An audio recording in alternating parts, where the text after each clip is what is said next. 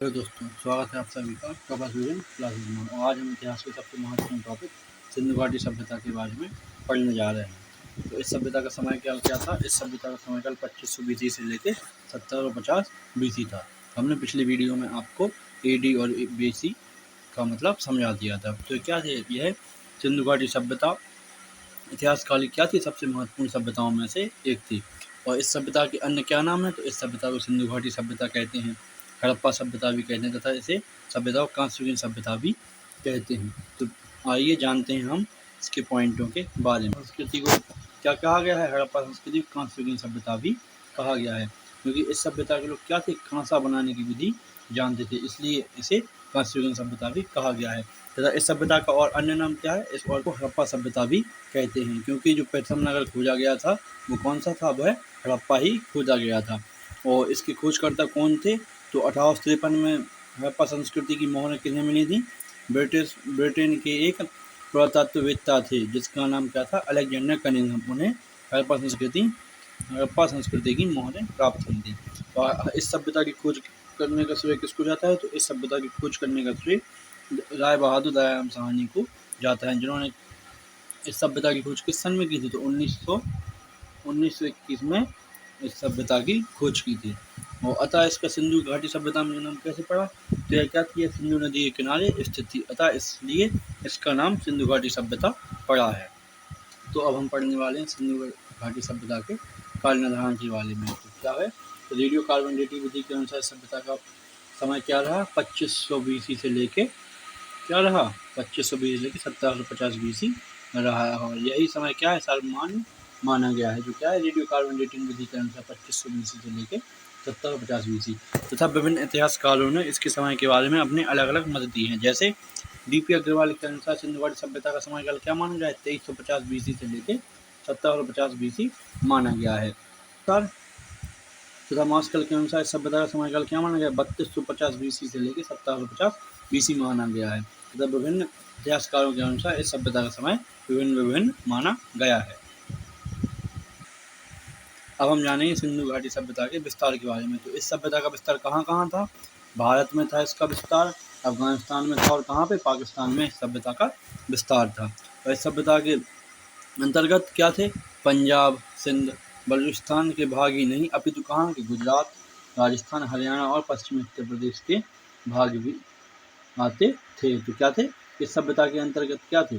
पंजाब, सिंध, बलूचिस्तान के भाग ही नहीं अपितु कहाँ के? गुजरात, राजस्थान, हरियाणा और पश्चिमी उत्तर प्रदेश का कुछ क्षेत्र भी आता था। इस सभ्यता का विस्तार क्या था? ऊपर उत्तर में जम्मू तक, और दक्षिण में महाराष्ट्र तक, और पूरब में पश्चिमी उत्तर प्रदेश तथा पश्चिम की ओर इस सभ्यता का विस्तार बलूचिस्तान तक फैला हुआ था।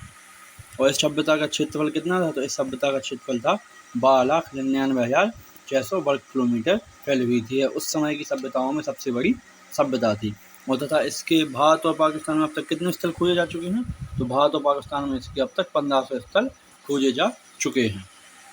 तो ये इस स्लाइड में है किसके आधार पर? दिशाओं के आधार पर इसका क्षेत्रफल। तो उत्तर में किस दिशा में? उत्तर में कहाँ पर है? उत्तर में जम्मू कश्मीर के क्षेत्र में। जम्मू कश्मीर कहाँ पे है? मांडा नामक स्थान पर उत्तर में है। और ये किस नदी के किनारे स्थित है? मांडा यह चेनाब नदी के किनारे स्थित है। और दक्षिण में कहाँ पर स्थित है? दक्षिण में दैमाबाद। ये दैमाबाद कहाँ पर है? महाराष्ट्र में किस नदी के किनारे स्थित है? गोदावरी नदी के किनारे स्थित है। पूरब में कहाँ है? पूरब में है आलमगीरपुर। आलमगीरपुर कहाँ पड़ता है? पूरब में आलमगीरपुर मेरठ जिले में पड़ता है। और जो किस नदी के किनारे स्थित है? हिंडन नदी के किनारे स्थित है। और पश्चिम में कहाँ पर है? पश्चिम में सुतकानडोर, यानी कहाँ पे है? बलूचिस्तान में। बलूचिस्तान कहाँ पे पड़ता है? यह पाकिस्तान में पड़ता है। किस नदी के किनारे स्थित है? यह दास नदी के किनारे स्थित है। तो पूर्व उत्तर में किस दिशा में है? मांडा।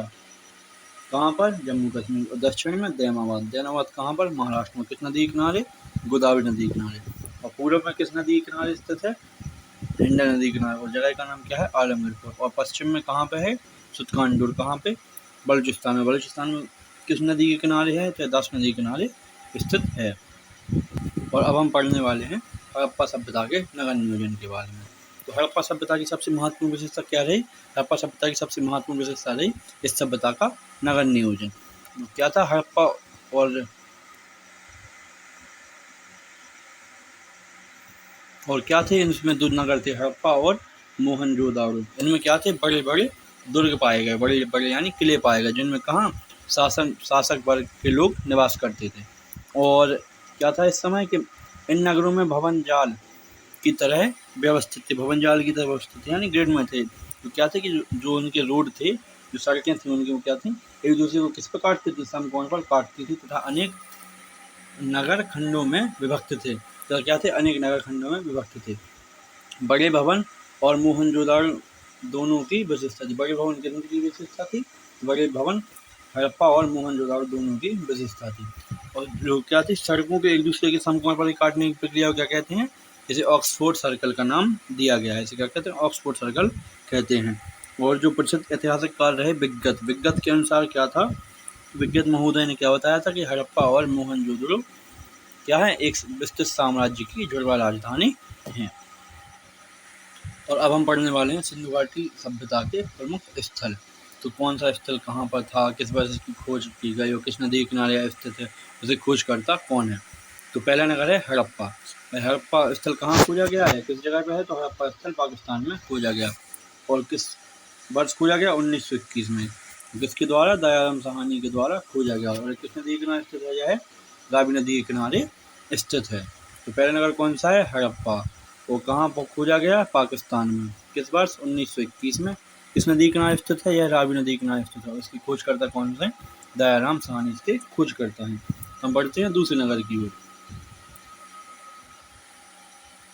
दूसरे नगर का नाम क्या है, मोहनजोदाड़ो। ये इसकी खोज किसने की थी, इसकी खोज राखलदास बैनर्जी ने की थी। किस सन में की थी, 1922 में इसकी खोज की थी। यह नगर कहाँ पाया गया, यह नगर पाकिस्तान के सिंध प्रांत में पाया गया। और यह किस नदी किनारे स्थित है, या सिंधु नदी किनारे स्थित है। तो क्या है, मोहनजोदाड़ो। यह कहाँ पे प्राप्त हुआ, यह पाकिस्तान से हमें प्राप्त हुआ। और किस वर्ष खोजा गया, 1922 में। और इस किस नदी किनारे स्थित है, सिंधु नदी किनारे स्थित है। इसकी खोजकर्ता कौन है, राखलदास बैनर्जी इसके खोजकर्ता है। तीसरे नगर पे आते हैं, जिसका नाम है चन्हू दारो। और यह कहाँ पाया गया, यह सिंध प्रांत में कहाँ पाया गया, सिंध प्रांत कहाँ में है जिस समय, पाकिस्तान में है प्राप्त हुआ। और किस वर्ष खोजा गया, 1935 में इसकी खोज की गई। और किस नदी किनारे स्थित है, यह सिंधु नदी के किनारे स्थित है। और इसकी खोजकर्ता कौन है, तो NG मजूमदार इसके खोजकर्ता हैं। तो तीसरे नंबर कौन सा है, चन्हू दारो। इसकी खोज किस सन में हुई, 1935 में। किसके द्वारा की गई, NG मजूमदार के द्वारा की गई। और कहाँ पर स्थित है, सिंध प्रांत पाकिस्तान में स्थित है। हम बढ़ते हैं नेक्स्ट शहर यानी चौथे शहर की ओर, जिसका नाम है कालीबंगन। यह कहाँ पे पाया गया, यह राजस्थान, कहाँ पे से प्राप्त हुआ, राजस्थान में प्राप्त हुआ। कब खोजा गया, 1951 में इस नगर को खोजा गया। किस नदी के किनारे स्थित है, यह घग्गर नदी के किनारे स्थित है। इसके खोजकर्ता कौन से, अमरानंद घोष इसके खोजकर्ता थे। तो क्या है, चौथा नगर कालीबंगा, कहाँ से प्राप्त हुआ, राजस्थान में। किस वर्ष खोजा गया, 1951 में। तो किस नदी के किनारे स्थित है, घग्गर नदी के किनारे स्थित है। और खोजकर्ता कौन से, अमरानंद घोष इसके खोजकर्ता है।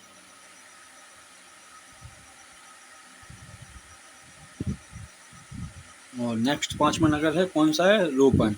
यह कहाँ स्थित है, यह पंजाब में स्थित है। इसकी खोज कब की गई, 1953 से 1956 के बीच में इसकी खोज की गई। यह किस नदी के किनारे स्थित है, यह सतलुज नदी के किनारे स्थित है। इसके खोजकर्ता कौन है, यज्ञदत्त शर्मा इसके खोजकर्ता हैं। तो पांचवा शहर कौन सा है, रोपन। कहाँ से प्राप्त हुआ, यह पंजाब से स्थल प्राप्त हुआ। किस वर्ष खोजा गया, 1935 से लेके यह किस वर्ष खोजा गया, 1953 से लेकर 1956 में। किस नदी के किनारे स्थित है, सतलुज नदी के किनारे। इसके खोजकर्ता कौन है, यज्ञदत्त शर्मा इसके खोजकर्ता हैं। नेक्स्ट नगर की ओर, जिसका नाम है रंगपुर। यह रंगपुर कहाँ पे स्थल खोजा गया, यह हमें स्थल कहाँ से प्राप्त हुआ, यह हमें स्थल गुजरात से प्राप्त हुआ। और किस सन में खुदाई के दौरान यह हमें स्थल प्राप्त हुआ, 1953 से 1956 के बीच के दौरान यह हमें स्थल प्राप्त हुआ है। किस नदी के किनारे स्थित है, यह भादर नदी के किनारे स्थित है। और इसके खोजकर्ता कौन है, इसके खोजकर्ता रंगनाथ राव जी हैं। छठवां शहर कौन सा है, रंगपुर। यह कहाँ से प्राप्त हुआ, यह स्थल, यह स्थल में गुजरात से प्राप्त हुआ। किस वर्ष प्राप्त हुआ, 1953 से लेकर 1956 ईस्वी में। यह किस नदी के किनारे स्थित है, भादर नदी के किनारे स्थित है। और इसके खोजकर्ता कौन है, रंगनाथ राव इसके खोजकर्ता हैं। अब आते हैं हम सातवें शहर की ओर। सातवें शहर का नाम क्या है, लोथल। और यह स्थल हमें कहाँ प्राप्त हुआ, यह स्थल हमें गुजरात से प्राप्त हुआ। किस वर्ष खोजा गया, 1954 में यह स्थल खोजा गया। यह किस नदी के किनारे स्थित है, यह भोगवा नदी के किनारे स्थित है। और इसके खोजकर्ता कौन है, रंगनाथ राव इसके खोजकर्ता हैं। तो सातवां शहर कैसा है, लोथल। कहाँ पर स्थित है? गुजरात में स्थित है। इसकी खोज कब की गई? 1954 में इसकी खोज की गई। यह किस नदी के किनारे स्थित है? भोगवा नदी के किनारे स्थित। खोजकर्ता कौन है? रंगनाथ राव इसके खोजकर्ता हैं। आते हैं हम 8वें शहर की ओर। तो 8वें शहर का नाम क्या है? धौलावीरा। यह कहाँ स्थित है? यह गुजरात राज्य में स्थित है। इसकी खोज कब की गई? 1967 से लेकर 1968 के दशक के दौरान इसकी खोज की गई है। किस नदी के किनारे स्थित है? मनसन नदी के किनारे स्थित है। और इसके खोजकर्ता का नाम क्या है? जेपी जोशी द्वारा इस नगर को खोजा गया। तो छठवां 8वां नगर कौन सा है? 8वां नगर है धौलावीरा। कहाँ पर स्थित है? गुजरात राज्य में स्थित है। और इसकी खोज कब की गई? लेकिन 1968 के दौरान इस नगर की खोज की गई। यह किस नदी के किनारे स्थित है? मंथन नदी के किनारे स्थित है। इसके खोजकर्ता का नाम क्या है? जेपी जोशी इसके खोजकर्ता का नाम है। 9वें शहर की ओर। 9वां स्थल कौन सा है? 9वें स्थल का नाम है आलमगीरपुर। यह कहाँ पे है?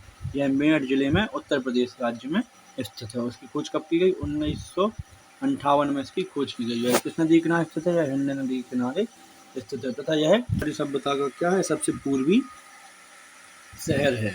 सिंधु घाटी सभ्यता का किस नदी के किनारे स्थित है? हिंड नदी के किनारे स्थित है। खोजकर्ता कौन है इसके? यज्ञदत्त शर्मा इसके खोजकर्ता हैं। और 10वां शहर कौन सा है? बनावली। यह कहाँ स्थित है? यह हरियाणा में स्थित है। यह किस नदी के किनारे स्थित है? रंगोई नदी के किनारे स्थित है। इसकी खोज किसने की थी? रविंद्र सिंह बिष्ट द्वारा इस नगर की खोज की गई थी। 11वें स्थल का नाम है सुतकानबेल। 11वें स्थल का क्या नाम है? सुतकानबेल। ये कहाँ है? मकराना पाकिस्तान में स्थित है। और किस नदी के किनारे स्थित है? दास नदी के किनारे स्थित है। और 12वें शहर का नाम क्या है? सुतकाटडोर। सुतकाटडोर कहाँ पे है? ये बलूचिस्तान में स्थित है। ये कहाँ है? बलूचिस्तान में स्थित है। तो बाद अब बताइए आप सभी को क्लास कैसी रही? ये था सिंधु घाटी सभ्यता का पहला पार्ट। और अब हम जल्दी मिलते हैं सेकंड पार्ट में, जो इस सब